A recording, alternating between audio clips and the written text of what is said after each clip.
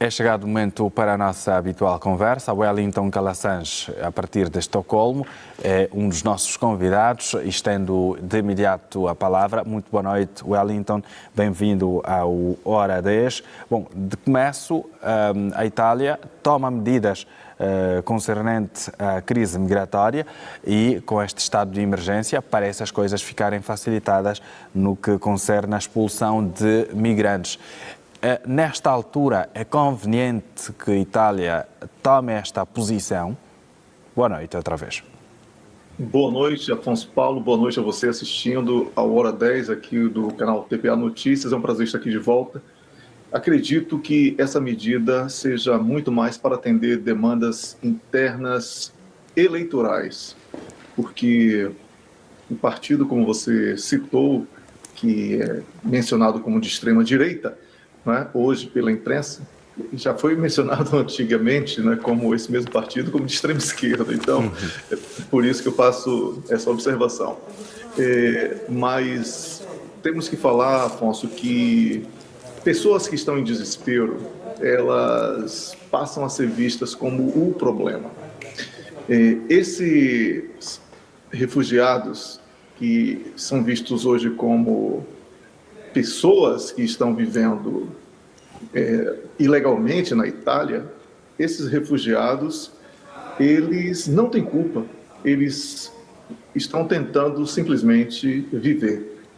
Quando falamos muitas vezes aqui sobre a importância do papel de Angola na pacificação do leste da República Democrática do Congo, sempre mencionamos que é também uma profilaxia para evitar que aconteça uma fuga massiva a partir do país vizinho para Angola e para outros países vizinhos. Por isso, é uma preocupação de toda a região para evitar o problema. E na Itália, o que acontece é que a Itália virou uma espécie de porta de entrada de refugiados. Muitas vezes, refugiados, Afonso, isso é importantíssimo lembrar, que são refugiados previsíveis, porque eles saem de países que foram destruídos pelo próprio Ocidente, do qual a Itália faz parte. Então, essas políticas de guerra, vamos chamar assim, instabilidades em torno de diversos países, ela tem como uma das consequências esse êxodo em massa que é forçado, por isso são refugiados. E um partido que hoje é chamado de extrema-direita no poder, que prometeu resolver o problema, porque o problema nunca é deles, o problema sempre é o outro. Nesse caso, o problema é o imigrante ilegal. Você que está aqui assistindo essa conversa minha com o Afonso, na sua casa, no conforto do seu lar, acredita mesmo que a expulsão de, por exemplo, 10 mil pessoas da Itália irá resolver o problema da Itália? A resposta única é não. Então, Afonso, tudo isso é apenas uma espécie de tentativa de enganar o povo italiano, maquiando problemas muito mais profundos em torno de pessoas que estão em desespero.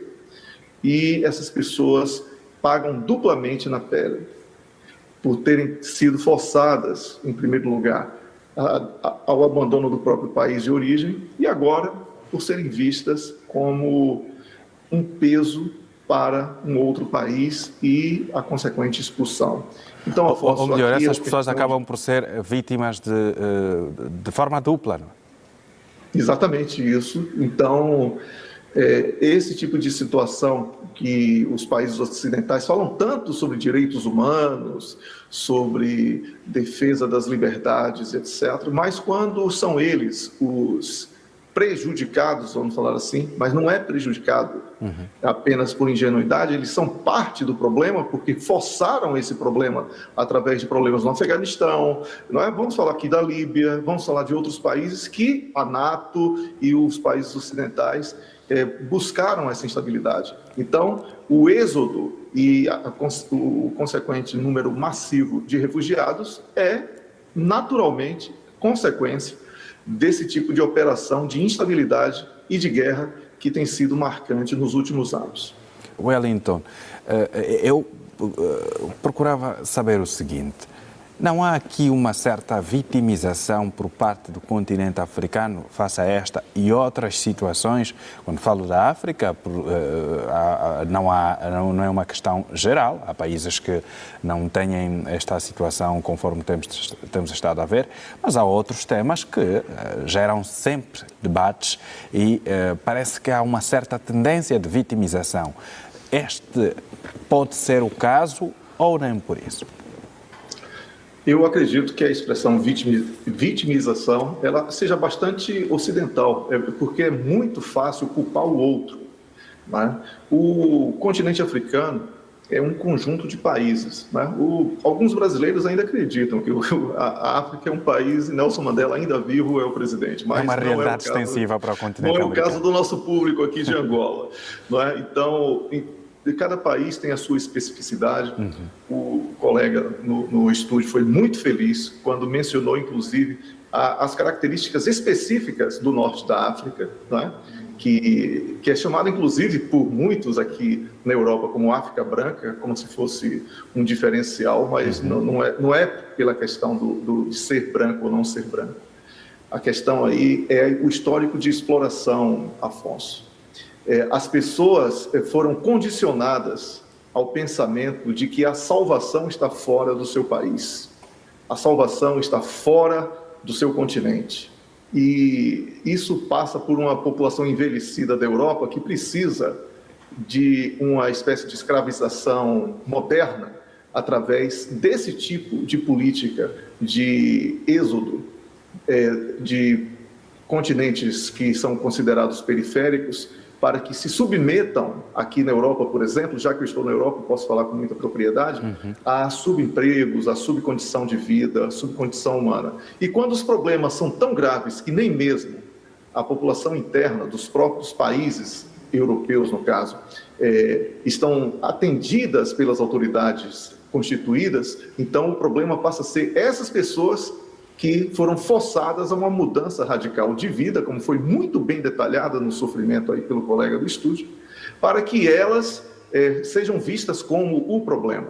Então, Afonso, não é uma questão aqui de vitimismo, é uma questão de falta de opção, é uma questão de sobrevivência. E o ser humano, ele tende a ser sempre um animal quando a questão é salvar a própria vida. Ele não age racionalmente, ele age pelo impulso de querer viver.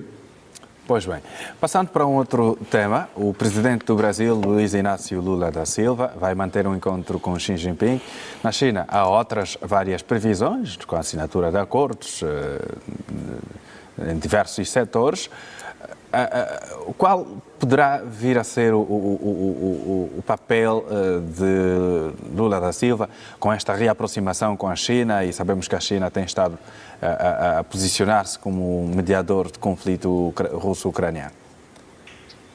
Olha, falando primeiro sobre a questão da relação entre o Brasil e China, a China é o principal parceiro comercial do Brasil, especialmente a partir de 2004, quando foi o primeiro governo de Luiz Inácio Lula da Silva, em 2008, quando foi fundado o bloco BRICS, Brasil, Rússia, Índia, China e África do Sul. Então, essa parceria entre Brasil e China foi intensificada. Jair Bolsonaro, que é o antecessor de Lula, foi muito infeliz com críticas preconceituosas em relação aos chineses. Mesmo assim, ele era completamente refém dessa agenda econômica que existe e está muito fundamentada entre China e Brasil, Brasil e China. Essa chamada reaproximação do Brasil com a China, ela, na verdade, é uma valorização do que já existe. O agronegócio brasileiro, que é um dos motores da economia do Brasil, ele praticamente está todo voltado para o consumo chinês. Existem outras parcerias que estão sendo firmadas, inclusive algumas inéditas, como a questão da defesa, que você mencionou anteriormente, e também a fabricação de satélites, que já vai na 6ª geração. Isso tudo é muito importante para a transferência de know-how chinês em tecnologia para os militares brasileiros e para assuntos estratégicos do Brasil. Então, é uma parceria de Estado que ultrapassa a questão de quem esteja no poder hoje. Porque a elite brasileira, que é dividida hoje entre a elite especulativa, que vive do capital especulativo e etc., e a elite dos commodities, né? Porque o Brasil é tão grande que importou essa guerra que está acontecendo aí entre Rússia e Estados Unidos dentro do solo ucraniano. Existe uma parte da elite brasileira que vive da especulação financeira, que está praticamente concentrada em São Paulo. E existe, na capital São Paulo, e existe aquela dos commodities, que são as pessoas, os produtores no agronegócio, especialmente, que produzem alimento e são parte de evitar uma grande crise alimentar no planeta. O Brasil é um grande produtor de alimentos. Então, a China, como parceira, vê no Brasil uma grande tábua de salvação, porque tem uma população gigantesca de mais de 1,4 ou 1,5 bilhão, né, de chineses, é muita gente, e o Brasil é um motor de produção de alimentos. Então, mas eu não quero falar só sobre alimentos, eu quero falar aqui sobre infraestrutura. Nós temos que falar sobre essa questão militar, que eu lhe falei que é muito estratégico. Aí sim eu entro naquela questão que você tentou colocar da Ucrânia, que é uma briga que está acontecendo, sim, no planeta, né, com grandes potências em solo ucraniano, que não é uma briga de Ucrânia com Rússia, mas hoje é uma briga praticamente em que os países membros da NATO declararam contra a Rússia e China em especial, e o Brasil, Índia e África do Sul passam a ser disputados, e o Ocidente, em especial os países membros da NATO, tentam influenciar esses países ao abandono dos BRICS, o que não vai acontecer, porque as coisas já estão muito bem amarradas, como nós dizemos na expressão popular do Brasil. Então, Lula reforça com essa visita uma aproximação entre Brasil e China que veio para ficar, e existe um volume muito grande de dinheiro em jogo, Afonso, e isso não vai ser perdido em função deste ou daquele presidente que esteja no poder. Entretanto, os Estados Unidos da América acompanham com atenção a visita de Lula da Silva à China. Olha, os Estados Unidos da América têm todo o direito de acompanhar com atenção, como você mencionou, com pausa jornalística muito bem feita, mas o Brasil é um país soberano e a China também é um país soberano. Então, o máximo que eles podem fazer é pensar na concorrência, porque é isso que vai acontecer. De visita à Irlanda do Norte, o presidente dos Estados Unidos da América, Joe Biden, fez um apelo nesta quarta-feira por um compromisso para que o país consiga sair do atual cenário de bloqueio das instituições no 25º aniversário dos acordos de paz na província britânica. Wellington Calasange. Joe Biden, presidente dos Estados Unidos da América na Irlanda do Norte, prioriza a pacificação da Irlanda do Norte no seu discurso. É uma forma de tentar acalmar os ânimos daqueles que manifestaram-se descontentes, conforme falámos ontem? Exatamente isso. Ele tenta se utilizar da influência que os Estados Unidos da América ainda conseguem realizar, né, dentro do Reino Unido como um todo, e em especial na Irlanda do Norte, e aproveita também a celebração do 25º ano, né, do acordo da Semana Santa, um acordo que, na prática, ele já não é mais tão consistente, né? Exato. Porque a situação, como falamos ontem, e eu repito aqui, porque o nosso público também é cíclico, né? É uma situação de acúmulo de problemas. O Brexit foi um desastre para a Irlanda do Norte. E isso foi muito pouco debatido antes, durante e depois. E as consequências agora são danosas, porque há problemas até mesmo de abastecimento por lá. Existe um grande problema de desempregados, especialmente entre os mais jovens, e essa instabilidade política também. A Irlanda do Norte não tem um governo eleito por quase um ano. Então, isso já revela que não há um entendimento. E existe uma corrente que faz com que duas correntes, aliás, antagônicas, que faz com que esse ambiente faça renascer uma guerra religiosa, como falamos ontem aqui, entre católicos e protestantes. Os protestantes que estão mais ligados à manutenção da Irlanda do Norte, ao Reino Unido, e os católicos que são mais independentistas. E os católicos hoje são maioria. Então, você observa que é uma maioria que é esmagada também pelo próprio Reino Unido como um todo, porque não quer perder a Irlanda do Norte. A situação é muito complexa e a visita de Joe Biden pode até colocar panos quentes, amenizar neste momento, mas o que vai ter que resolver ali a situação é buscar alternativas à economia, porque a economia dali está um desastre, Afonso, e você sabe que quando, num país que até muito pouco tempo atrás, as pessoas conheceram a prosperidade e elas passam a não ter isso, a situação é bem mais complicada do que em países onde as pessoas nunca tiveram acesso. Tá? Então, é muito difícil que apenas a capacidade de influência norte-americana dentro da Irlanda do Norte possa resolver o problema. É um paliativo, mas não vai solucionar. Acredita que este problema seja parte daquela situação de saída do Reino Unido da União Europeia, com o processo Brexit? Sim, exatamente. Esse processo do Brexit foi quem mais sofreu no Reino Unido foi a Irlanda do Norte. Muitas empresas abandonaram o país e, com isso, há hoje uma quantidade, um volume de desempregados muito grande, de falências de empresas locais que viviam no satélite, né, daquelas empresas maiores que abandonaram o país por causa da perda dos incentivos fiscais. Então, Afonso, certamente o Brexit foi uma das principais razões, sim. Wellington Calasanz, telegraficamente, vamos aqui falar da Ucrânia.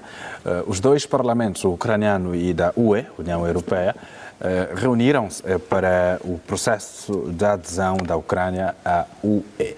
Nesta altura em que a Ucrânia vive a situação que nós bem conhecemos, é uma esperança que se abre por parte do país que se encontra em conflito. Não, é utopia, isso não vai acontecer. Seria uma declaração de guerra, já que o artigo 5º é muito claro que quando um país é membro e ele é atacado, todos os outros países devem agir em solidariedade e defesa daquele país atacado, desde que ele seja membro. Então, até mesmo dentro do regulamento da União Europeia, para aderir à União Europeia, eu confundi aqui com o NATO, eu peço perdão ao nosso público. Vou repetir, então, vou reformular meu pensamento. Faz favor. É utópico porque a União Europeia, ela não permite que um país que esteja em guerra, aí sim eu estou correto, ele possa aderir ao bloco. Então, nesse caso, seria uma declaração de que existe um enfrentamento da União Europeia direto aos russos, e não apenas uma solidariedade à Ucrânia.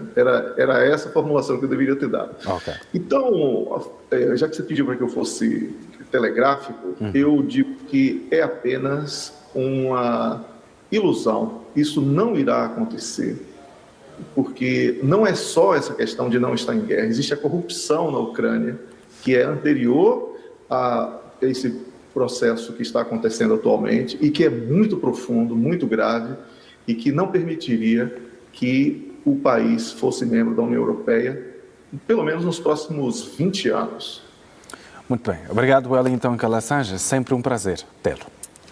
Eu que agradeço também ao colega Joseph dos Santos, que aprendo sempre quando ele comenta, e ao público, em especial, o meu muito obrigado pela atenção.